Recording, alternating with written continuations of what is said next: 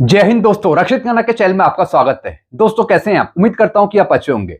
दोस्तों दोपहर में मैंने एक वीडियो अपलोड किया था जिसमें मैंने आपको बताया था कि वित्त मंत्री जी ने बजट में क्या क्या घोषणाएं करी, क्या क्या ऐलान किया।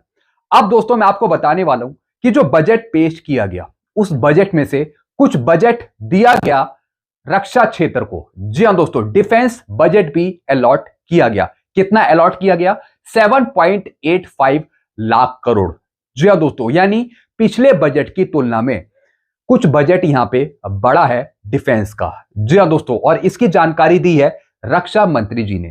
यानी जो बजट मिला, अब इस बजट से होगा क्या, रक्षा क्षेत्र में क्या क्या सुधार किए जाएंगे डिफेंस से जुड़े। साथ ही साथ दोस्तों मैं आपको बताऊंगा कि जो ये बजट दिया गया, डिफेंस का बजट दिया गया, इसमें डिफेंस का पेंशन बजट भी बड़ा है। जी हां दोस्तों, डिफेंस के पेंशन बजट के बारे में भी यहां पे बात करेंगे। फिर दोस्तों एक और मैं आपको जानकारी दूंगा, 8वें सीपीसी का बजट आवंटित हुआ या नहीं हुआ। जी हां दोस्तों, हालांकि इसकी जानकारी मैंने आपको दोपहर वाले वीडियो में दे दी थी, लेकिन दोस्तों खुलकर बात करेंगे 8 सीपीसी के बजट के बारे में। क्या इस बजट में 8 सीपीसी का बजट दिया गया या फिर नहीं दिया गया? अगर नहीं दिया गया तो क्यों नहीं दिया गया, इसकी भी जानकारी मैं आपको सही से दूंगा आगे। तो दोस्तों बस यही कुछ जानकारी है जो मैं आपको देने वाला हूं, इसलिए वीडियो में आप शुरू से लेकर आखिरी तक बने रहेगा।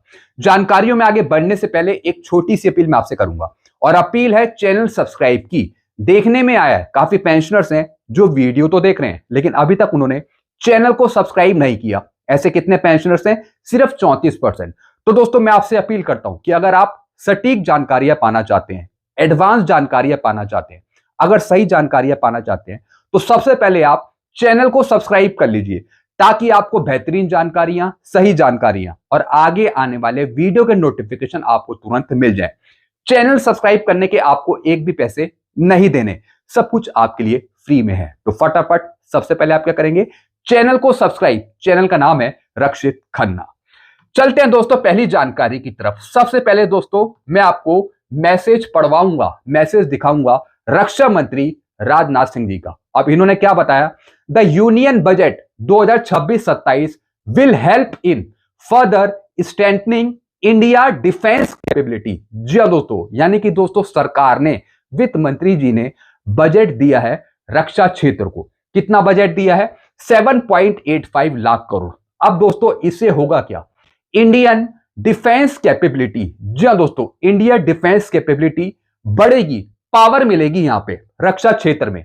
आई थैंक पीएम श्री नरेंद्र मोदी जी। जी हां दोस्तों, यहां पे रक्षा मंत्री जी धन्यवाद बोलते हैं पीएम नरेंद्र मोदी जी को बजट देने के लिए। For allocating a record of 7.85 lakh crore towards defence sector. जी हां दोस्तों, इन्होंने धन्यवाद बोला है पीएम मोदी जी को, क्योंकि दोस्तों पीएम मोदी जी की सहायता से ही इनके क्षेत्र को 7.85 लाख करोड़ का यहां पे बजट मिला है। अब दोस्तों इस बजट से होगा क्या जो रक्षा क्षेत्र में दिया गया है? अब दोस्तों यहां पे देखिए, रक्षा क्षेत्र को सरकार ने दिए 7.85 लाख करोड़। पिछले साल से 15% ज्यादा है। जी हां दोस्तों, पिछले साल जो बजट दिया गया था रक्षा क्षेत्र में, उससे ज्यादा दोस्तों यहां पे बजट मिला है। कितना परसेंट है? 15% से ज्यादा।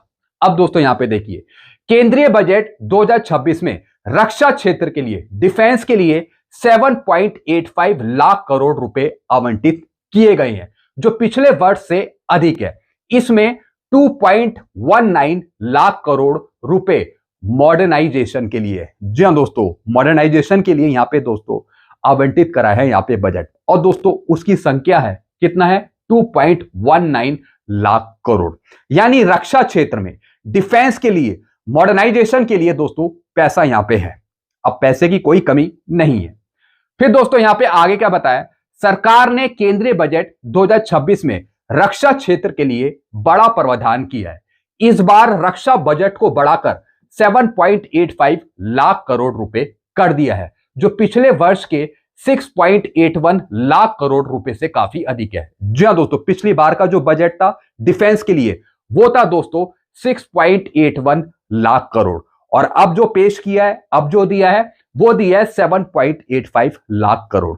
यानी दोस्तों साल दर साल डिफेंस का बजट बढ़ता ही जा रहा है। अब दोस्तों इसमें कहीं ना कहीं डिफेंस का पेंशन बजट भी शामिल है। फिर क्या लिखा है दोस्तों आगे, यह बढ़ोतरी ऐसे समय में की गई है जब रक्षा मंत्रालय राफेल लड़ाकू विमान, पनडुब्बियां और उन्नत ड्रोन जैसे बड़े रक्षा सौदों की प्रक्रिया में है। जी हां दोस्तों, यानी कि दोस्तों जैसे बाहर से कुछ हथियार मंगाना, यानी सामान की कोई कमी नहीं है। इस वजह से दोस्तों इस बजट से और भी आगे चीजें खरीदी जा सकती हैं, जैसे कि दोस्तों पनडुब्बियां हो गई, लड़ाकू विमान होंगे, या फिर दोस्तों ड्रोन जैसे कुछ चीजें हो गई।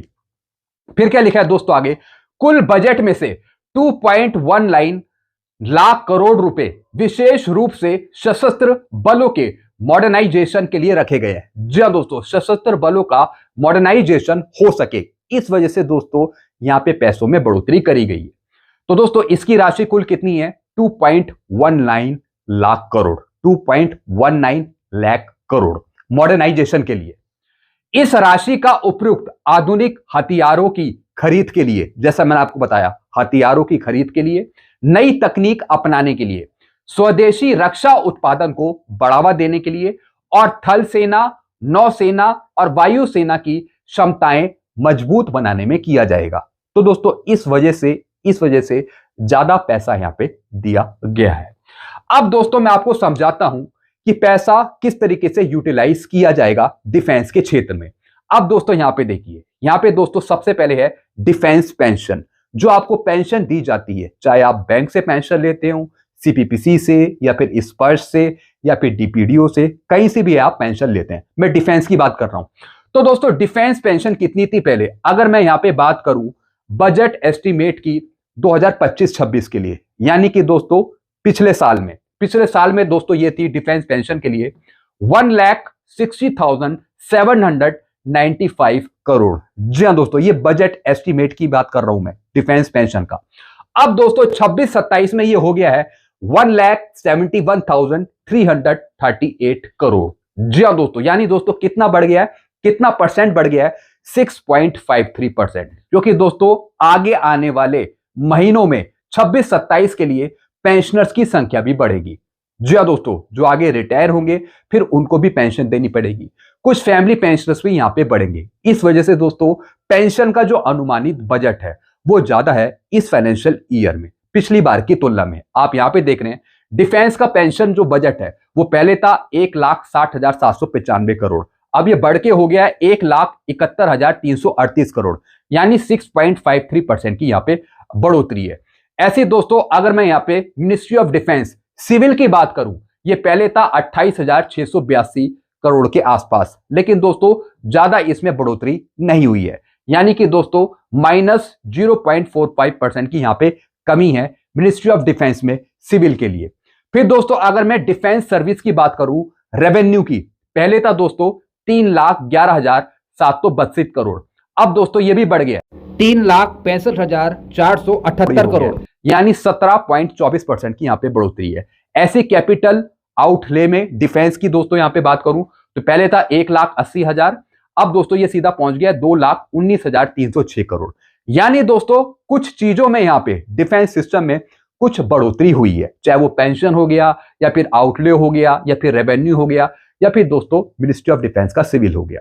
तो दोस्तों यहां पर कुछ चीजें यहां पे बढ़ गई हैं। तो दोस्तों इस वजह से ये बजट एक संतुलित बजट है इस फाइनेंशियल ईयर का, अगर मैं रक्षा क्षेत्र की बात करूं। चलते हैं दोस्तों अगली जानकारी की तरफ। अब दोस्तों अगली जानकारी मैं आपको दूंगा 8 सीपीसी के बजट के बारे में। 8 सीपीसी का बजट आवंटित हुआ या नहीं हुआ। जी हां दोस्तों, सोशल मीडिया पे तो आपको हर एक दिन बल्ले बल्ले वाली खबर दिखाते हैं, खुशखबरी वाली खबर दिखाते हैं सोशल मीडिया पे या फिर यूट्यूब चैनल पे, लेकिन इस चैनल पे आपको बिल्कुल रियल जानकारी मिलेगी, जो सच्चाई होगी वही आपको मिलेगी मेरे वीडियो के माध्यम से। अब दोस्तों एक और सच्चाई से मैं आपको रूबरू करवाता हूं, सच्चाई बताता हूं। अब दोस्तों क्वेश्चन क्या था कि 8 सीपीसी का बजट आवंटित हुआ या नहीं हुआ। हालांकि दोपहर वाले वीडियो में मैंने आपको बता दिया था कि 8 सीपीसी का बजट नहीं दिया गया इस बजट में। नहीं, 8वें वेतन आयोग के कार्यान्वयन के लिए विशिष्ट बजट आवंटन नहीं किया गया। 2026-27 का बजट जो 1 फरवरी 2026 को प्रस्तुत किया गया। जी हां दोस्तों, यद्यपि आयोग का औपचारिक गठन 2025 के अंत में हुआ। जी हां दोस्तों, यानी कि टर्म ऑफ रेफरेंस 2025 के अंत में हमें मिले थे, नवंबर में हमें मिले थे, लेकिन इसकी रिपोर्ट प्रस्तुत करने में कम से कम 18 महीने लगने की उम्मीद है। जी हां दोस्तों, जो सरकार है, सरकार ने वेतन आयोग को टाइम दिया है 18 महीने का। चूंकि अभी 8 सीपीसी की सिफारिशें लागू नहीं हुई, चूंकि अभी 8 सीपीसी की पूरी रिपोर्ट नहीं बनी, चूंकि अभी वेतन आयोग ने पूरी रिपोर्ट सबमिट नहीं करी सरकार को, इसका मतलब है कि 8 सीपीसी पर अभी कुछ भी काम नहीं हुआ है, पूरी रिपोर्ट नहीं बनी है। इस वजह से 2026-27 के बजट में 8 सीपीसी का बजट मौजूद नहीं है, और इसकी जानकारी मैंने आपको बहुत पहले ही दे दी थी। जी हां दोस्तों, सारी जानकारियां मैं आपको एडवांस में ही पहले ही दे देता हूं, और वो सारी जानकारियां बिल्कुल सही साबित होती हैं। तो दोस्तों, इस वजह से 2026-27 के बजट में 8 सीपीसी का बजट नहीं है। और दोस्तों, जैसा आपको पता है, सरकार ने 18 महीने का समय दिया, और वो 18 महीने खत्म हो रहे हैं अप्रैल 2027 में, जिससे वेतन वृद्धि के लिए तत्काल वित्तीय प्रावधान अनावश्यक हो सकता है। 8वें सीपीसी बजट और समय सीमा पर मुख्य अपडेट। कोई बजट आवंटन नहीं। जी हां दोस्तों, कोई बजट नहीं दिया गया है 26-27 के बजट में 8 सीपीसी का।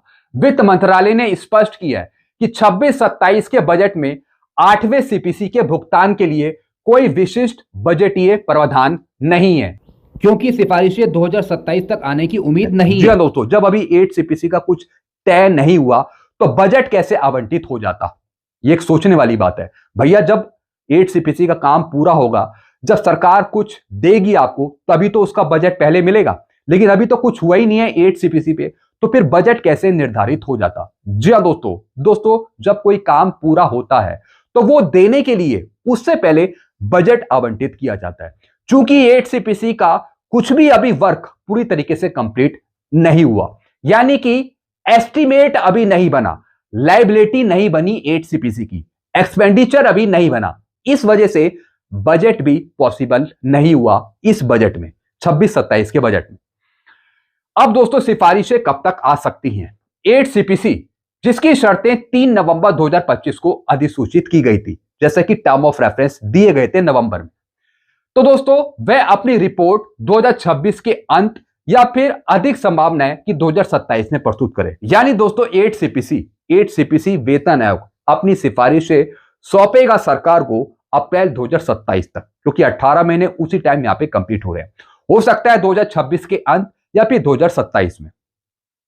अब दोस्तों, कार्यान्वयन की तिथि, हालांकि 8 सीपीसी को 1 जनवरी 2026 से प्रभावी होना निर्धारित है, लेकिन वास्तविक कार्यान्वयन और भुगतान 2027 के अंत या फिर 2028 की शुरुआत में होने की उम्मीद है, जिसमें बकाया राशि मिलने की भी संभावना है। जी हां दोस्तों, आप मान के लेके चलिए कि अगले साल जो बजट पेश होगा 27-28 का, उसमें 8 सीपीसी का बजट रखा जा सकता है। मैं बोल रहा हूं रखा जा सकता है, और जो वेतन आयोग है वो अपनी रिपोर्ट 2027 में ही सौंप देगा सरकार को। फिर कुछ महीने सरकार भी लेगी उसे एक्सेप्ट करने में, और मुझे लगता है कि 2027 के अंत या फिर 2028 में आपको भुगतान देखने को मिल सकता है 8 सीपीसी का। यानी 2027-28 का जो ईयर है वो बहुत इंपॉर्टेंट है, उसमें कुछ घोषणाएं शामिल हो सकती हैं, ऐसा मेरा मानना है। तो दोस्तों, ये कुछ जानकारियां थी डिफेंस बजट के बारे में और 8 सीपीसी के बजट के बारे में। ये मैंने आपको क्लियर कर दी पूरी पिक्चर। बाकी आपके अपने विचार क्या हैं, आपके अपने सुझाव क्या हैं, आप नीचे कमेंट कर सकते हैं। ऐसी जानकारियां, नई जानकारियां आपको मिलती रहेंगी, तो सारी जानकारियां पाने के लिए आप इस चैनल से जुड़ सकते हैं और वीडियो को देखना आप कंटिन्यू कर सकते हैं। चैनल सब्सक्राइब करने के आपको एक भी पैसे नहीं देने, सारी इंफॉर्मेशन आपके लिए फ्री में है, वीडियो आपके लिए फ्री में है। तो फटाफट सबसे पहले आप चैनल को सब्सक्राइब कर लीजिए, क्योंकि ऐसी जानकारी आपको आगे भी मिलती रहेंगी। Thank you so much.